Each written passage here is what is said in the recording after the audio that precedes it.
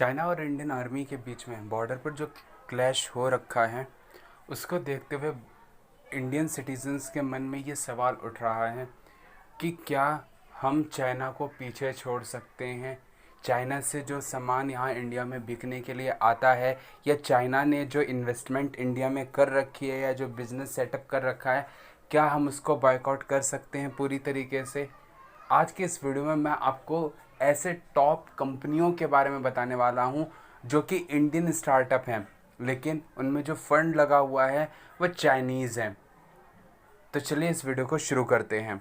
सबसे पहले अगर हम बात करें तो चाइना की एक सबसे बड़ी कंपनी है जिसका नाम है टेंसेंट, और यहाँ पर उसने Byju's, Ola, dream eleven, Flipkart, Hike, Swiggy, Udaan, Niyo, Gaana, Doubtnut, Khatabook, MX Player, Pocket FM, Practo, MyGate, इन सब कंपनियों में अपनी इन्वेस्टमेंट जो है वो कर रखी है। एक अनुमान के मुताबिक लगभग $4 बिलियन का जो इन्वेस्टमेंट है वो इंडियन इकोनॉमी में चाइनीज़ कंपनियों के द्वारा किया गया है अलग अलग रूप में, जिसमें कुछ कंपनियां यहाँ पर सेटअप की गई हैं, साथ में अलग अलग कंपनियों को फंडिंग दी गई है। जिससे अगली कंपनी आती है अलीबाबा। अलीबाबा की बात करें तो अलीबाबा ने Paytm, Big Basket, Paytm Mall, Snapdeal, Zomato, Healofy, Ticket Now, Rapido, Vidooly, Xpress Bees, इन सभी कंपनियों में अपनी इन्वेस्टमेंट कर रखी है।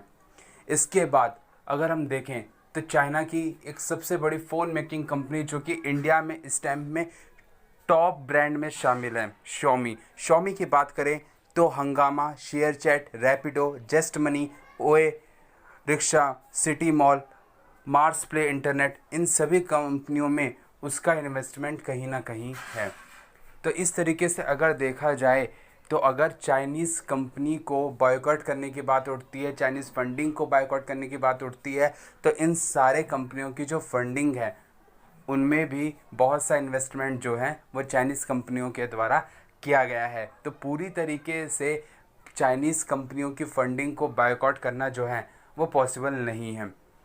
अगर हम देखें तो एक मन में सवाल उठता है कि ऐसी क्या ज़रूरत है या ऐसी क्या कारण है कि जिसकी वजह से जो इंडियन कंपनी है वो चाइनीज़ कंपनियों से जो है वो पैसा लेती है, इन्वेस्टमेंट करती है। इस टाइम पर अगर देखें तो इंडिया की जो जितनी भी आप बड़ी कंपनियों के नाम आप बोल सकते हैं, उन सभी कंपनियों के स्टार्टअप जैसे पेटीएम, ओला, स्विगी, जोमेटो, ये सब अभी लॉस फेस कर रहे हैं। और इस टाइम पर इनको अपने काम को आगे जारी रखने के लिए कुछ ऐसे इन्वेस्टमेंट की ज़रूरत है जहां से इन्वेस्टर इन पर कोई भी प्रेशर अप्लाई ना करे। और चाइनीज़ कंपनियां इस मामले में बहुत ही ज़्यादा आगे हैं कि वो अपने कंपनियों में, बाकी कंपनियों में इन्वेस्टमेंट करती है और उस पर प्रेशर नहीं डालती।